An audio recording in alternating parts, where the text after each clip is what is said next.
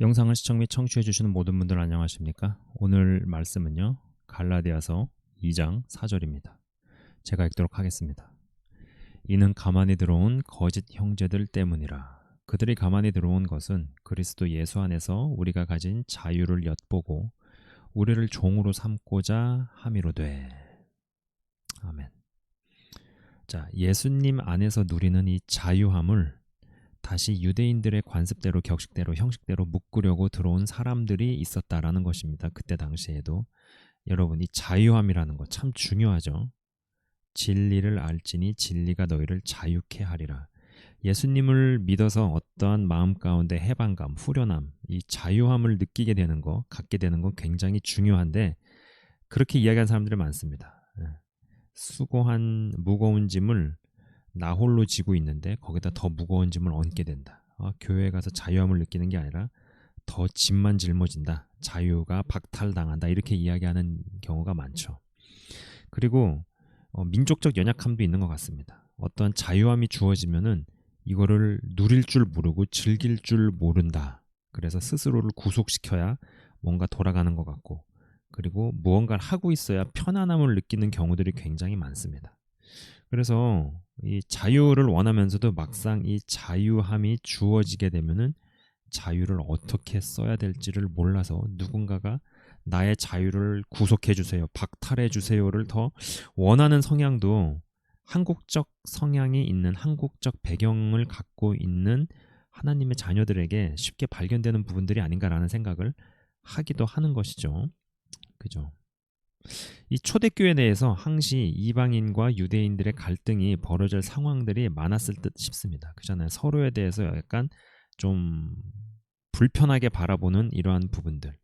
이방인의 시각에서 항상 유대인은 예수님을 못 박아 죽인 녀석들, 뭐 이렇게 생각하고, 또 유대인의 시각에서 이방인들은 아이고 저 율법도 안 지키는 녀석들, 뭐 이렇게 보는 그러한 부분들이죠.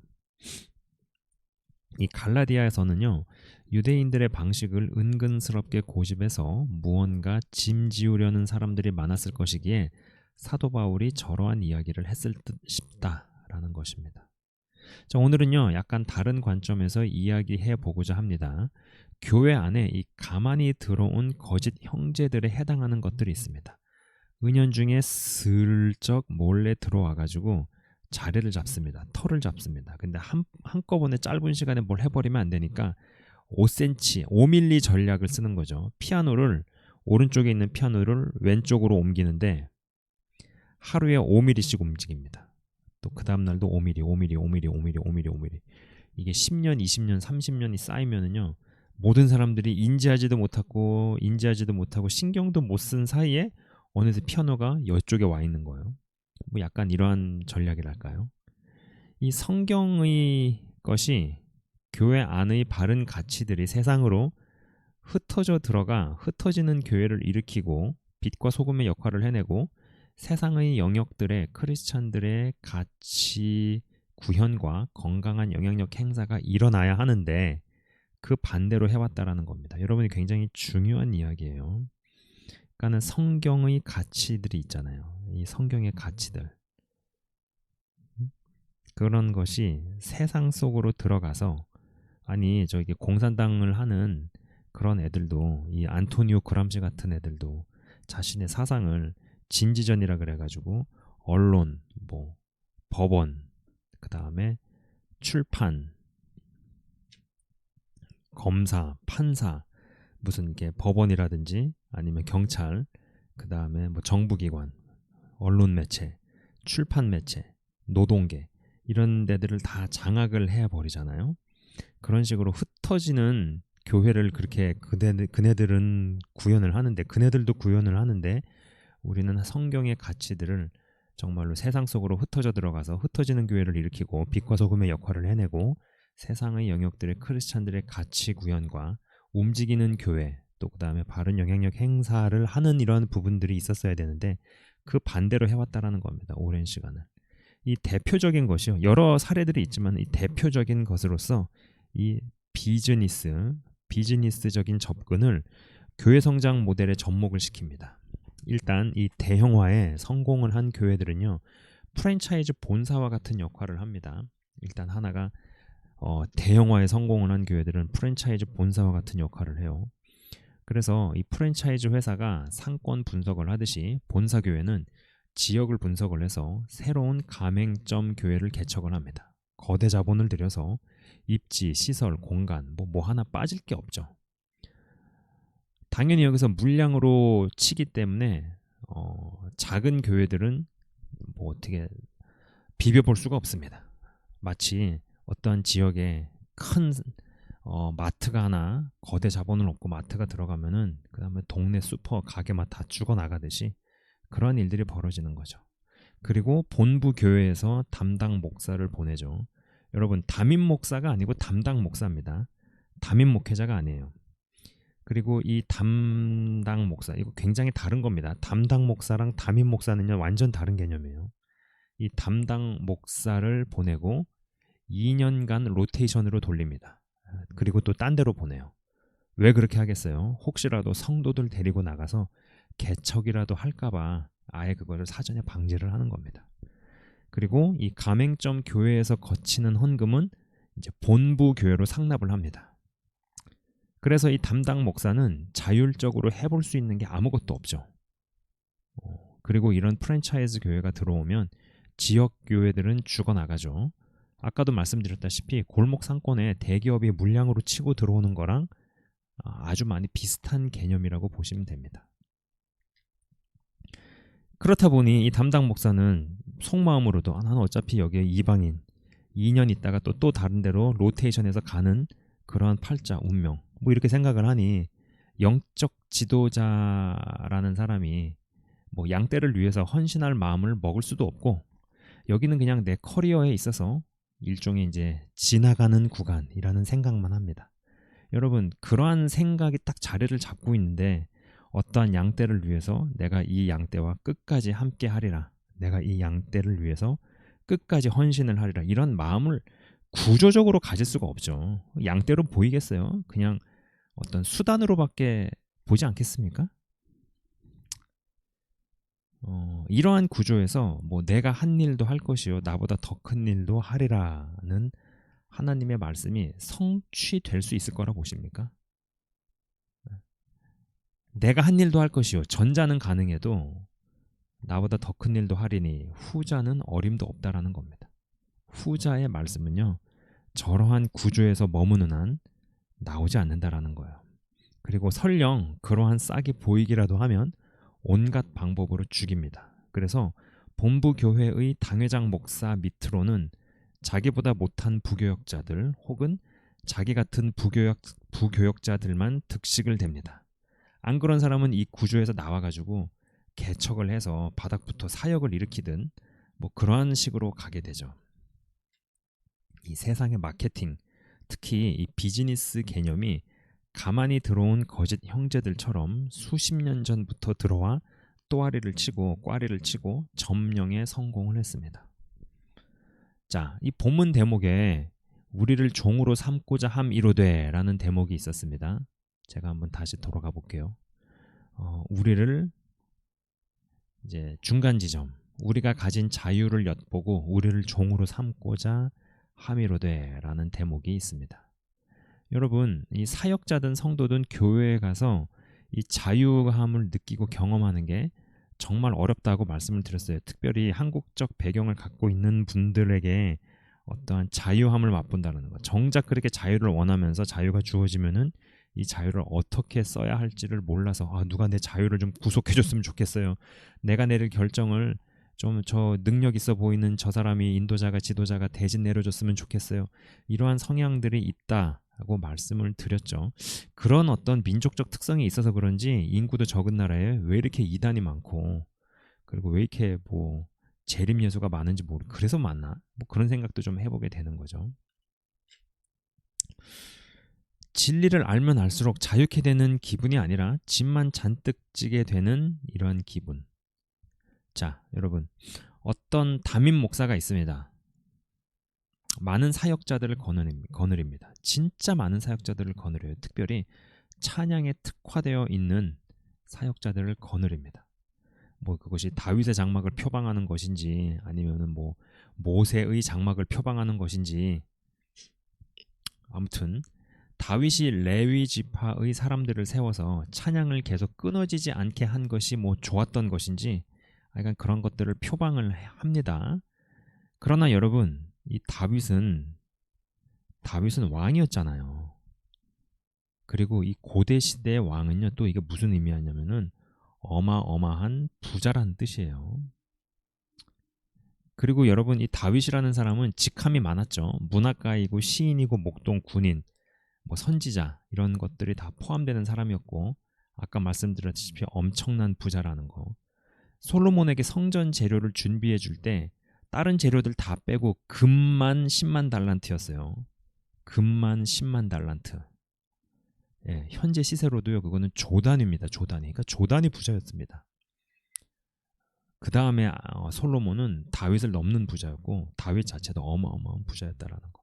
그러나 아까 말씀드린 그 목회자는요, 그 사역자는 목회와 사역 외에는 아는 게 없고 또 저런 부자도 아니다라는 겁니다. 여러분, 그렇다 보니 수많은 찬양 사역자들이, 이 담임 목회자에게 소속이 되어 있는 수많은 사역자들이 어떻게 삽니까? 도시 빈민으로 살아갑니다. 교회 공동체가 뭐 경제 공동체도 표방해 보려 했으나 무언가 허세만 가득했고 재정 들어올 곳이 헌금 외에 아무것도 없다 보니까 이젠 점점 대놓고 구걸을 합니다. 다른 사역자들이 구걸을 하는 거예요. 그래서 경제 공동체가 아니라 그냥 구걸 공동체, 신앙 공동체 이꼬르 구걸 공동체 이꼬르 뭐 이런 구조로 가는 거예요. 그리고 오랜 시간을 레위 지파라는 미명하에 찬양만 했는데 도시빈민 수준을 벗어나지 못합니다. 사역자로서 뿐만이 아니라 인간으로서, 사람으로서 점점 미래가 없어지고 자존감도 떨어지고 뭐 빈대붙는 삶에서 벗어나지를 못하고 가난에 쩔어서 그게 당연한 줄로만 알고 살아가게 됩니다. 수십 수백 명의 사역자들의 인생을 저당 잡고 오늘 구절처럼 정말 우리를 종으로 삼고자 하되가 사역자 세계, 아니 그 특정 교회 내에서 벌어집니다. 지금도 벌어지고 있는 실제 상황이라는 거예요. 그러면은요, 정작 그 공동체, 신앙 공동체, 그 교회의 담임 목회자는 어떨까요? 수십 수백 명의 사역자들의 삶을 도시빈민 수준으로, 걸뱅이 수준으로 미래가 안 보이게 만들어 놓고 자신의 가정은 어떻게 살까요? 여러분, 저는 여기에서 만약에 자신의 가정도 그 수준으로 살고 있다면 제가 나름 인정을 하겠습니다. 뭐 그렇게 동의는 하진 않지만, 별로 이렇게 마음에 드는 건 아니지만, 그래도 제가 그걸 뭐 비평을 하거나 판단을 하거나 뭐라고 이야기하고 싶진 않아요. 본인도 그러고 산다면은. 그리고 뭐 사역자는 뭐 부자로 살아야 하는가, 가난하게 살아야 하는가, 사실 잘 모르겠습니다. 이건 정말 잘 모르겠어요. 뭐 부자로 살면 무조건 안 된다, 무조건 가난하게 살아, 이것도 아닌 것 같고요. 잘 모르겠습니다. 어디에서부터 어디까지가 맞는지 바른지 사실 잘 모르겠으나, 어찌 됐든지 간에 그 해당 담임 목회자는 제가 보기에 자신의 주제를 몰랐다라는 생각입니다.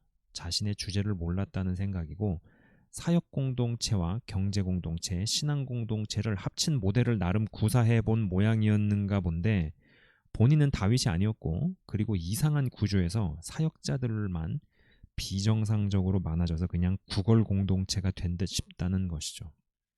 그리고 정작 그 담임 목사는요, 큰 집에서 삽니다. 자식들 다 미국에서 공부시킵니다. 그러면서 나는 재정적으로 투명하다, 깨끗하다 하고 이야기를 합니다. 그러나 큰 집을 사고 자식들 다 미국에서 공부시킬 수 있는 돈들은요, 결국 다 교회 돈입니다. 이미 다 세뇌된 사람들 틈에서 교회 돈 가지고 집이며 학비를 담당한 겁니다. 어차피 재정을 꿍쳐서 저렇게 한 것이든 아니면은 꿍치지 않고 빼돌리지 않고 교회 돈으로 한 거든 도찐 개찐이고 그게 그거다라는 생각을 하게 된다라는 것이죠. 여러분, 이러한 구조에서 얼마나 많은 사람들이 자유함을 박탈당하고 노예로 살게 됩니까? 노예로 살게 되냐고요. 헌데 본인은 그렇게 살 거면 인생을 걸고 자기 사역에 끌어들인 그들도 그리 살 수 있게끔 뭐 길을 열던지 아니면 자기도 그 수준에서 살 생각을 하던지 예? 마치 이 뭐 좀 좌파들 보는 것 같아요. 미국을 그렇게 욕하면서 뭐 스타벅스 커피만 처마시고 뭐 셀폰은 아이폰 아니면 절대 안 쓰고 그죠? 미국을 그렇게 욕하면서 아이폰에 환장하고 자식들은 미국에서 공부 다 시키는 모습과 좀 오버랩이 된다라는 거예요. 유튜브에서 단순히 설교를 듣고 은혜를 받는 걸로는요. 그 사람이 진짜 어떻고 그 사람의 속이 어떤지 여러분 알 수 없어요. 절대 모른다라는 것입니다. 제가 이 시리즈를 가지고 원고를 쓰고 영상을 찍던 중에 이곳에서 내부적인 디테일을 정확하게 아는 분을 통해 제대로 들은 내용들입니다. 여러분 제가 실명을 얘기하면은 뭐 아실 만한 분들도 계시고 말만 좀 그럴 수도 있어요. 근데 이러한 것들이 지금 현실로 벌어지고 있는 일들이에요. 거기에 딸린 수십 수백 명의 사역자들, 뭐 사역자 부부들이 너무나 불쌍하다는 생각이 들었습니다.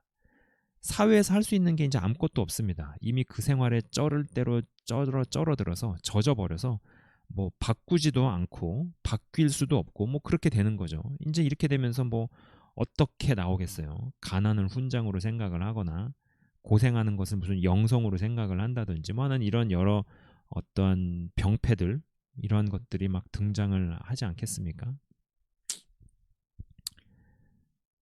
경제 공동체를 표방을 했지만은 결국은 구걸 공동체 같이 가버리게 되고 그리고 그렇게 살면은 수장도 지도자도 최고 지도자도 그럼 나도 거기 함께 하겠다 그런 식으로 삶을 영위했으면은 제가 뭐 할 말이 없다라는 거예요. 그러면 뭐 적어도 이런 걸 가지고 이야기하고 싶은 마음은 없어요. 물론 제가 동의는 하진 않지만 그것이 건강한 구조라고 동의는 하고 싶지 않지만 그래도 적어도 뭔가 뭐 비난을 하거나 판단할 생각은 없다라는 겁니다. 근데 본인은 정작 큰 집에 사고 자녀들은 다 미국에서 교육시키고 그리고 나는 재정을 횡령한 게 없다라고 말은 하지만 결국은 그 돈은 교회 돈이고 그리고 사람들은 다 세뇌가 되고 그냥 문외아 같이 돼 버려진 이런 상황에서 단순히 나는 횡령한 돈이 없기 때문에 나는 바르다라고 이야기할 수 있느냐라는 겁니다.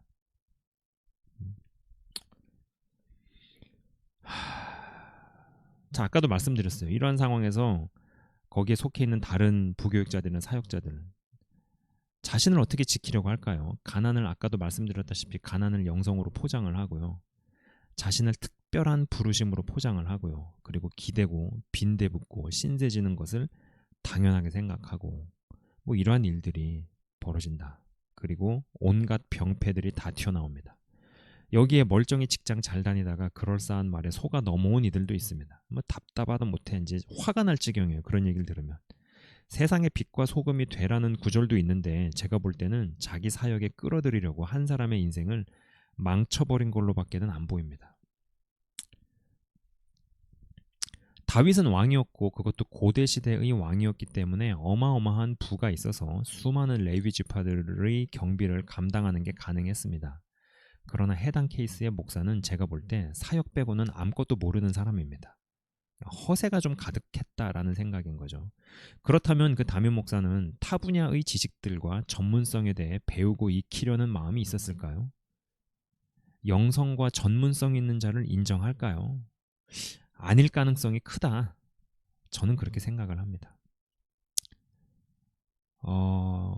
제 공동체 슬로건을요. 신앙 공동체와 사역 공동체 그리고 경제 공동체로 잡고 결정을 하니까 사역자는 진짜 공부를 많이 해야 하는 직업이고 또 이 사역 또 목회는요. 종합예술이라는 생각입니다. 그리고 사고가 이 사고 방식이죠. 두뇌 속의 이 사고 방식이 진짜 유연해야 함을 느낍니다. 그러면서도 뭔가 좀 허덕거리거나 저의 한계를 많이 느낀다라는 생각을 요새 합니다. 진짜 그런 생각을 많이 해요. 나이를 먹어가니까 뭔가 머리도 예전 같지 않은 것 같고요. 참 아무튼 그러합니다. 영상을 시청 및 청취하시는 여러분들 한 분 한 분이 깊숙이 보실 수 있었으면 합니다. 단순히 말씀을 많이 읽고 연구해서 설교를 제대로 한다고 진짜 그 깊은 곳에 이 심층 세계와 심층 내면, 심층에 있어서의 이 사고, 생각 같은 것들이 어떻게 돌아가는지는 잘 알아차리기 얼마나 어려운지를 아셔야 된다는 것이죠. 부디 진짜 건강한 영적 지도자와 연결되어지는 만남의 축복이 있기를 기도합니다. 요새 제가 이 교계의 실상들을 알게 되는 일들이 잦다 보니까 좀 충격이 많습니다. 진짜 좀 충격이 많아요. 아니 왜 나같이 이렇게 학고인, 저는 뭐 그냥 학고 유튜버라고 생각을 하거든요. 뭐 별로 이런 사람한테 왜 저런 이름만 대면 알만한 사역자나 목회자들이 속해 있는 교회의 실상들을 알게 하시나, 자꾸 듣게 하시나. 여러분, 제가 지금 이야기하는 거는요, 뭐 유튜브를 치거나 아니면 어디 검색을 해서 나오는 내용들이 아니에요. 좀 뭉뚱거려 이야기를 했습니다마는 이것이 실상 가운데 벌어지고 있는 일입니다. 요즘 우리가 살고 있는 이 현대 시대에 진짜 벌어지고 있는 일이에요. 자, 잠깐 기도하도록 하겠습니다. 하나님 감사합니다. 사도 바울 시대에도 가만히 은밀하게 거짓 형제들이 들어와서 우리가 가진 자유를 엿보고 그 자유를 박탈해서 종으로 삼고자 하는 그런 시도나 일들이 있었습니다. 지금도 그러합니다. 진리를 알지니 진리가 너희를 자유케 하리라. 근데 진리를 알면 알수록 자유를 박탈당해 종교의 노예, 교회의 노예로 전락하게 되어지는 그러한 일들. 그러한 구조 가운데 누구는 착취를 엄청나게 당하고, 누구는 인권 유린을 엄청나게 당하고, 또 누구는 굉장한 어떤 부귀영화를 누리고 무언가의 다 같이 누리는 자유가 아니라 소수자에게로만 집중되어지는 어떠한 특혜를 누리고 나머지 사람들은 종으로 전락을 해버리는, 교회를 가서 예배를 드리고 주님을 알아갈수록 자유함이 임하고, 그리고 더 중요한 것은 나에게 부여된 그 자유를 제대로 쓰고 제대로 활용하며 주님 안에서 자라나가야 하는데, 그 반대의 경우로 가는, 자유를 박탈당하며 무언가 열심을 다했는데 신앙은 이상해지는, 무언가 이상해지는 그러한 구조로 가는 일들. 하나님, 영상을 지금 시청 및 청취하시는 분들은 정말 더욱더 자유함을 맛볼 수 있는 자들이 되길 원합니다. 특별히 우리 모두가 다 한국적 배경이 있는 사람들이기 때문에 막상 그렇게 자유를 원하면서도 진짜 자유가 주어지면 그 자유를 잘 제대로 쓰는 사람들이 부족합니다. 하다못해 어떤 수련회를 가도 수련회의 순서들을 빡빡하게 짜서 30분 단위로 움직이고 밥을 먹고 집회를 참석하고 뭐 게임을 하고 교제를 하고 무슨 뭐 예배를 드리고 이렇게 짜는 것에 익숙하다가 널널하게 짜서 한두 시간의 자유시간을 주고 그런 것들 위주로 플랜을 짜면은 그 시간에 뭘 해야 될지를 모르고 오히려 불안해하고 오히려 내 자유를 누가 박탈해 주기를 갈망하는 그러한 성향까지도 나오는 것이 한국적 배경을 가진 분들의 특징입니다. 그러다 보니 영성이 뭔가 이렇게 풍요롭지 못하고 뭔가 이렇게 어떤 자유함이나 그리고 완만함이나 여유로움이 없는 그러한 칼라를 갖게 되는 일들이 있습니다. 하나님, 정말로 우리가 골고루 다면적으로 건강한 자들이 되게 하시고, 그리고 그때도 그랬고 지금도 그렇고 앞으로도 그럴 겁니다. 공동체 안에 가만히 흘러 들어와 그럴싸한 전통이나 가르침이나 관습으로 하나님의 말씀을 뭉개며 결국은 사람의 어떠함으로 낚아채려고 하는 그러한 수작질이나 노략에 넘어가지 아니하고 말씀의 쭉 인도함을 받아 풍성해지는 영성을 가진 자들 다 되게 하여 주옵소서. 감사합니다. 영상을 시청 및 청취하시는 한 사람 한 사람 주의 이름으로 축복하며 기도합니다. 믿음의 장성한 분량에 도달케 하옵소서. 예수 그리스도 이름으로 기도드리옵나이다. 아멘. 지금까지 시청 및 청취해 주셔서 대단히 감사합니다.